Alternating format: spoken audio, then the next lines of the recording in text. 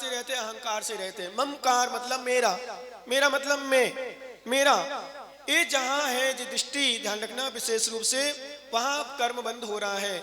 इसलिए हमारे आज तस्मा सर्व प्रत्ने ने, इसलिए सर्व प्रत्ने ने संपूर्ण प्रत्नों के द्वारा निर्विचिंत विचिंतित, इसलिए निर्ममत्त पने का विचार करना चाहिए, चिंतन करना चाहिए। निर्ममत्त मतलब मेरा कोई भी नहीं है, इस संसार में मेरा कुछ है ही नहीं है, ध्यान रखना, ऐसा चिंतन करना। कथनचित, ध्यान रखना, घर गृहस्थी में रहो, घर गृहस्थी में रहना कोई विकल्प नहीं है ज्यादा, क्योंकि घर गृहस्थी नहीं रहेगा संसार नहीं चलेगा, ये परम सत्य है। परंतु कम से कम घर में गृहस्थी में रह करके विश्वास भैया कम से कम चिंतन करो, वास्तव में घर मेरा नहीं है। ये अंतरंग में धारणा बना के जियो, ये श्रद्धांत बना के जियो कि मेरा नहीं है, ये शाश्वत नहीं है। हमने एक कल ही परसों शायद दृष्टांत सुनाया था फकीर वाला। जब फकीर किसी राजा के महल में सो गया तो उसका मंत्री ने उठाने का प्रयास किया, बोले भाई क्यों सो रहा है यहाँ? बोले मैं धर्मशाला में सो रहा हूं। तो मंत्री ने कहा भाई तुझे धर्मशाला तो राजमहल है। इतनी देर में राजा खुद आ गया। तो राजा कहता है फकीर से, फकीर जी, संत जी, आपको ये गलत आपकी धारणा है। तो गलत ऐसा आगे विषय में कि ये धर्मशाला है, हमारा महल है। बोले महल है? महल किसने कह दिया है? ये तो धर्मशाला है। तो उन्होंने कहा ये बताओ धर्मशाला किसे कहते हैं फिर?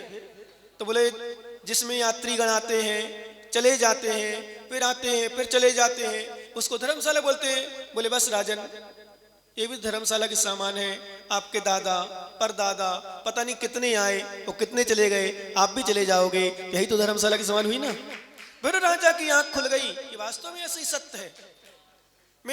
मुझे भी जानना पड़ेगा, जो आया है नियम से जाना है। धर्मशाला में क्या होता है?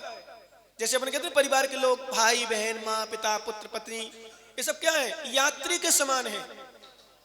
हमारे आचार्य महाराज इसी में सूत्र में पुष्टोपदेश में ही आचार्य महाराज ने दिया, दिग देशे में खगायते सम बसंती नंगे नंगे, 100 कार बसा जानती देशे दिच्छू प्रगे प्रगे। परिवार के विषय में दिया।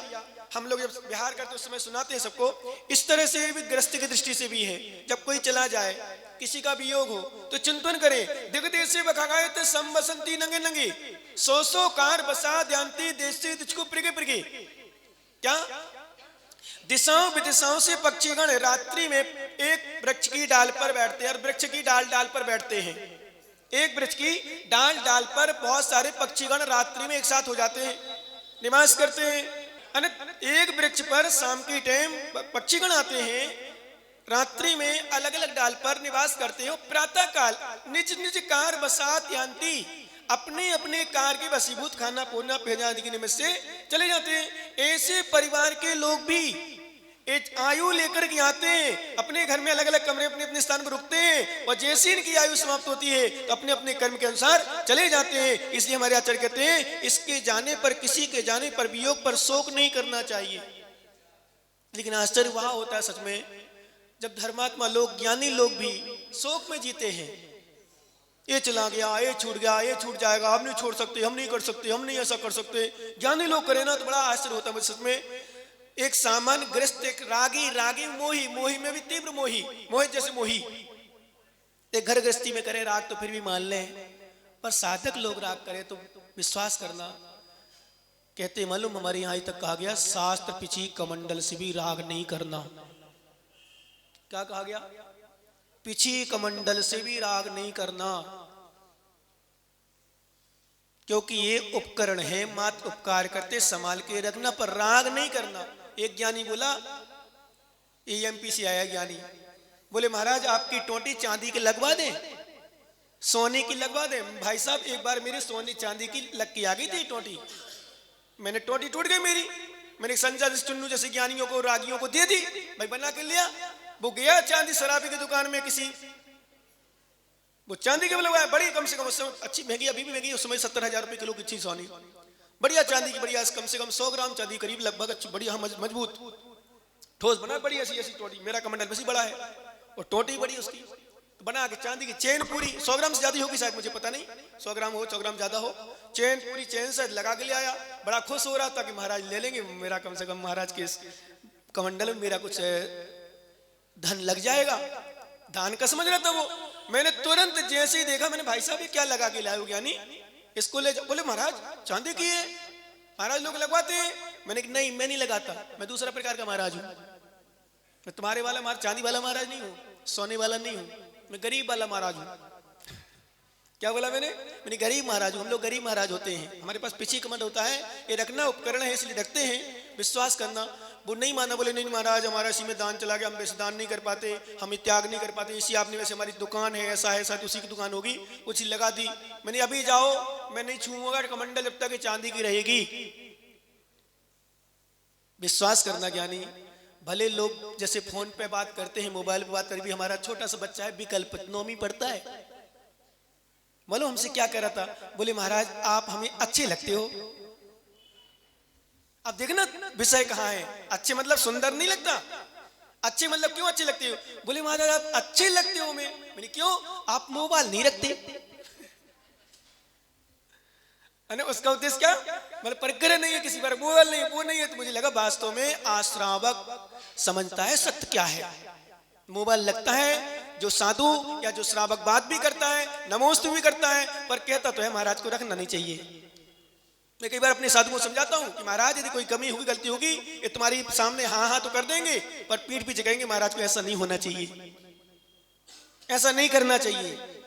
मैंने अनुभव किया है, श्रावक कहता है पीठ पीछे कहता है, सामने सामने तो कोई नहीं कहता, सामने तो कभी कुछ करते ही नहीं, पीठ पीछे करता है। इसलिए विश्वास बनाओ, अच्छाई होती है, सामने प्रशंसा करे ना करे, पीठ पीछे प्रशंसा होती है, नियम से होती है, नियम से करते ही लोग हैं। इसलिए हमारे आचार्य ने कहा परिग्रह, ये आदि मतलब नहीं चांदी की सोने की, ये मतलब परिग्रह है, ये भी कथनचित, पर इसमें ये जरूरी है, उपकरण है, उपकार करता है, इसलिए अपने पास रखो, पर इससे भी राग नहीं करो। एक कलर ऐसा, ऐसी डिजाइन के कलर, ये टोटी ऐसी नहीं, कमंडल उपकरण का है, उपकार करता है, इसमें राग नहीं। जहां रंग बिरंगा कलर, चांदी सोने की टोटी, इसका मतलब राग है। इसका मतलब क्या है, राग है। हमारे आचार्य के निर्मत्व विचिंतित, निर्मुत्तपनी का, ब्रह्मचारी जब बनते हैं, आपने सुना होगा, अनुभव किया होगा, ब्रह्मचारी कैसे कपड़े पहनते, बताओ ब्रह्मचारी दीदी हम भैया कैसे कपड़े पहनते, सफेद की कलर वाले, क्या कारण है व्हाइट, बताओ क्या नहीं, सफेद का कारण क्या है मुकेश भैया, सफेद कपड़े पहनने का कारण क्या है, शांति प्रतीक अलग ज्ञानी, वो सब अलग है। सफेद कपड़े का सबसे बड़ा प्रयोजन है सफेद कपड़ा पहनने का कि उसमें कोई रंग बिरंगा नहीं, चूज नहीं करेंगे कौन सा रंग चाहिए हमें, ये रंग अच्छा लगे, ये अच्छा नहीं है, वो है, ये है, ये चूज नहीं होगा, ये राग नहीं आएगा। फिर धवल परिणामों का, शुक्लेश्या का, ब्रह्मचर्य का प्रतीक है धवल परिणाम। जैसे धवल परिणाम होना चाहिए, धवल कपड़े धवल परिणाम रखो, सफेद कपड़े श्वेत कपड़े परिणाम रखो, पर उसमें मूल कारण ये है रंग बिरंगे, क्योंकि रंग बिरंगे भी अपन परिणाम कर सही रख सकते कथनचित, पर नहीं पहनते रंग बिरंगे सफेद कपड़े पहने। जब ब्रह्मचारी बनते पहले नंबर सफेद धोती दुपट्टा आती है, कल लकीर वाले किनारे वाले पहनाते महाराज लोग संग में आ जाते हैं, ये पीले नहीं चलते, फिर कम चलते हैं। तुम्हारे में सामन श्रावक में अंतर होना चाहिए। फिर जब चेंज होते ब्रह्मचारी पूर्ण रूप से जब इसमें अंदर आ जाता है, तो फिर उसको सफेद वस्त्र दिए जाते हैं कि ब्रह्मचारी का प्रतीक है। और जब और राग कम होता है तो चुल्लक एलक बना दिया जाता है, और जब बिल्कुल राग समाप्त हो जाता है तो मुनि बनाया जाता है। और मुनि बनना ये वीतरागता का सबसे बड़ा लक्षण है, सबसे बड़ा प्रमाण है, ध्यान रखना सबसे बड़ा प्रमाण है। क्योंकि अब एक चिंतन मैंने अभी दिया बारसणों पे रंग करा, मैं परसों पे लेकर चल रहा हूं, तो उसमें दिया मैंने कि ध्यान दो, वहां तो परिग्रह स्टेज पर ध्यान रखना उनके लिए है जो साधु परिग्रह आदि रखते हैं। और किसी ने पूछा हमसे पहले महाराज इसमें दोष किसको लगता है, महाराज को मोबाइल लगने में दोष लगता है कि नहीं, तो मैंने तो उसको ही संबोधन किया, दिया किसने मोबाइल, परिग्रह दिया किसने दिया, श्रावक ने। श्रावक दोषी है, श्रावक नहीं देगा, श्रावक दोषी नहीं देगा, श्रावक नहीं देगा तो साधु कहां से रखेगा। साधु इसलिए दोषी को उसको रखना नहीं चाहिए, हमारे पास भी आते लेने देने वाले तो हम नहीं रखते, लेकिन अभी हम श्रावक की दृष्टि को समझाने, क्योंकि अपेक्षाकृत कथन होता है तो वहां अपेक्षा में विशेष मूल, अभी अपेक्षा आपकी है, अभी आप हमारे पास सामने हो, साधु के सामने करेंगे तो हम साधु सामने बोलते महाराज श्रावक कितना भी कुछ दे दे नहीं लेना चाहिए। क्या मैं चांदी का मोबाइल लगूं ना सोने का मोबाइल लगूं, सच बताऊं सिरसा की बात करूं, दूसरे की नहीं, वो आ जाएगा मेरे पास। अभी दूसरे की बात नहीं कर रहा हूं, राजस्थान की बात नहीं कर रहा हूं, मैं चाहूं मैं चांदी का मोबाइल रखना, मुझे सोने का मोबाइल रखना है, तो ऐसे लोग हैं जो सोने का मोबाइल देने तैयार हो जाएंगे, हैं भक्त लोग। तो हम लग लें क्या? नहीं, हम तो लकड़ी का नहीं रखें, तुम सोने की बात कर रहे हो। जो सोने के दौर से एक बार तो मैं बताऊं, एक बात मुझे स्वयं का ध्यान है। एक माता जी थी, एक जगह नाम नहीं बताऊंगा उस स्थान का, नहीं तो फिर लोग सुनते ना समझ जाते कि कौन माता जी। हमारा चतुर्मास उनका चतुर्मास एक साथ हुआ था, एक साथ मतलब अलग अलग कॉलोनी में, बड़ा शहर था राजस्थान में। एक बार हमारे यहाँ विधान में हमने बुलवाया उनको, दिन में आई, शाम को रुकने की बात करी, निवेदन किया समाज के लोगों ने। हम लोगों ने भी कहा माता जी यहीं रुको। बोले नहीं जाना है, जरूरी है जाना, वहाँ जाना है। मैंने क्या बात है? अरे बोले नहीं जरूरी है थोड़ा। मैंने बात तो बताओ क्या बात है आखिर? बोले वहाँ हमारा चैत्यालय है। अच्छा कोई बात नहीं, सोने की प्रतिमा है उसमें। किसकी प्रतिमा है? मैंने कहा सोने की प्रतिमा, तुम सो नहीं पाओगी यहाँ, इसका मतलब? मेरे सीधा सीधा मैं तो बोल देता हूँ सही सही, हंसी हंसी में बोल देता हूँ, सही नहीं, इसका मतलब सोने की प्रतिमा सो नहीं पाओगी। मैंने कहा ओहो ज्ञानी ध्यान रखना, कई बार अपन महाराज लोग भी, श्रावक लोग भी सोने चांदी की प्रतिमा को विशेष सुरक्षा करते हैं, विशेष ध्यान रखते हैं। ठीक है कथनचित उस दृष्टि से कि सोने चांदी की प्रतिमा जल्दी लोग चुरा लेते हैं, बाकी नहीं चुराते, इस दृष्टिकोण करके। लेकिन मैं कहता हूं चाहे सोने की प्रतिमा हो, चाहे चांदी की प्रतिमा हो, चाहे पाषाण की प्रतिमा हो, हमारी श्रद्धा में जैसे सोने की प्रतिमा है ऐसे पाषाण की प्रतिमा होना चाहिए कि हमारे लिए दोनों भगवान है।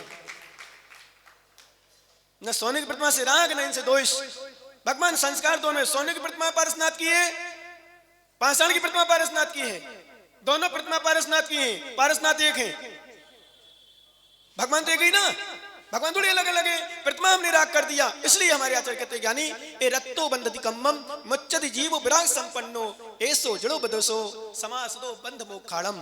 आचार्य भगवान कुंद कुंद स्वामी जी ने समय सार में स्पष्ट साधकों के लिए विशेष रूप से दिया, राग कर्म का बंध कराता है,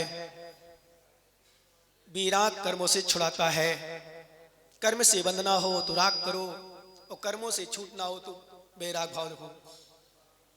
कर्मों से बंधना हो तो ममकार करो, ए मेरा ए मेरा ए मेरा ए मेरी आदि आदि, ए सामग्री मेरी, ए सामग्री द्रव्य मेरा आदि आदि, ऐसा करो। ए मकान मेरा, ए धर्मशाला मेरी, ऐसा राग करो। और कर्म से छूटना है, कोई मेरा तेरा नहीं। कैसे कैसे? जैसे योगियों की मालूम कहा, 4 प्रकार के लोग सुने होंगे आप लोगों ने। एक व्यक्ति वो होते हैं जो तेरा है सो मेरा है, और मेरा तो मेरा है ही। क्या कहते हैं? जो तेरा है सो भी मेरा है, और मेरा तो मेरा है ही।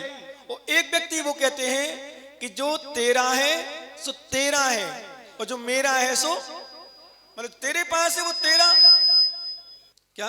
जो तेरा है सो तेरा है ही, और मेरा सो मेरा है। आपस में विवाद नहीं करो, तू अपने पास रख, मेरा मेरे पास रहने दे। और विश्वास करना ज्ञानी, एक वो भी होते हैं जो कहते तेरा तो तेरा है ही, मेरा से भी तेरा ले ले। क्या? तेरा भी तेरा है और मेरा भी तेरा है। और एक वो कहते हैं न तेरा है न मेरा है, सब झूठा झमेला है। 4 प्रकार के सदस्य हैं। अब तेरा है सो भी मेरा है, मेरा सो मेरा है ही, वो है मिथ्या दृष्टि, वो है अज्ञानी, वो है अहंकारी, वो है रावण जैसे, अथवा यूं कहने कौरव जैसे कि मेरा तो मेरा है ही, तेरा भी मेरा है। हड़पना चाह रहे थे। क्या करना चाह रहे थे? हड़पना चाह रहे थे। मेरा भी, मेरा तो मेरा है ही, तेरा भी मेरा है। और एक कहता भैया जो तेरा है सो तू ले ले, मेरा से मुझे दे दे। जैसे कौन थे? बोलो ना। पांडव थे। भाई तुम अपना संभालो, मुझे अपना सामान ले दो। जो मेरा है सो मेरा, और तेरा सो तेरा। और वास्तव में कम से कम कुछ करो ना करो, इतनी धारणा में जियो, जो तुम्हें मिला अपने में जियो, हमें मिला हम अपने में जिए। कभी भी दूसरों को लेने का प्रयास ना करें, दूसरों का खींचने का प्रयास ना करें। जो तुम्हें मिला है अपनी किस्मत पर जी करके अपना ले। जो तेरा सो तेरा, मेरा सो मेरा। ऐसे पांडव लोग थे। भाई जो हमें दिया हमने खुश हैं, जितना मिला उनको मालूम। पांडव की विशेषता महाभारत आपने देखी हो थोड़ी सी, और नहीं हो देखी हो तो आप पांडव पुराण पढ़ो। भाई जितना मिल गया उतने में संतुष्ट, और जो निर्णय दिया गया डिसीजन वो भी स्वीकार। सो तेरा, मेरा सो मेरा। एक तीसरे प्रकार के तेरा तो तेरा है ही, मेरा भी तेरा है। ऐसे ते राम। क्या? ऐसे तो राम, तो तेरा है सो तेरा, और मेरा भी तेरा। भारत तुझे जो मिला सो मिला, मेरा भी तेरा ले, मैं जा रहा हूं बनवास में। ऐसे राम थे। और विश्वास करना, न तेरा न मेरा, झूठा है जमेला, ये है दिगंबर साधु, चौथे प्रकार के जो श्रेष्ठ और अच्छे होते हैं। न तेरा है न मेरा है, क्या है संसार में, किसका है, कौन लेके आया था, कौन लेके जाएगा, कौन का शाश्वत है ही नहीं द्रव्य। इसलिए हमारे आचार्य कहते हैं कि साधु लोग राग नहीं करते हैं, ममत्व नहीं रखते हैं, कहते हैं। हमने कल कहा था परसों कि साधु आहार भी करते हैं, तो आहार में भी शांत पूर्वक आहार कर लेते, राग नहीं करते कि अच्छा लग रहा है, स्वादिष्ट है, मजा आ रहा है, स्वाद आता है, स्वाद आता है। कई लोग कहते महाराज स्वाद से नहीं खाते, स्वाद से खाते हैं, स्वाद के लिए नहीं खाते। अंतर समझना, स्वाद नहीं आता ऐसे कैसे लेते, फिर बिना स्वाद का ले लेते हैं क्या, कुछ भी लेते रहे, नहीं, स्वाद से नहीं लेते, स्वाद से लेते, स्वाद आता है पर स्वाद के लिए नहीं लेते। ये कर दो, वो कर दो, ऐसा वैसा आदि आदि, ध्यान रखना। तो आचार्य इसी प्रकार ध्यान रखो। रसना इंद्री, कल पंच इंद्रियों के विषय में चला था, चक्षु इंद्री, घ्राण इंद्री, स्पर्श इंद्री, 5 इंद्रियों के विषय होते हैं।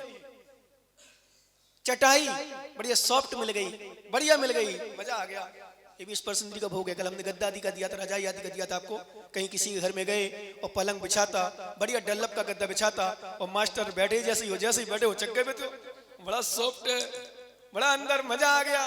तो ये हो गया कौन सा इंद्री का विषय, स्पर्श इंद्री का विषय हो गया। और किसी चित्र को देखा, किसी चित्र को, चाहे चित्र में चाहे लड़की हो, चाहे लड़का हो, चाहे पुरुष हो, चाहे डमी हो, चाहे कोई भी चित्र हो, देख करके मजा आ गया, क्या बार बार देखते हैं लगना, चक्षु इंद्री का विषय हो गया।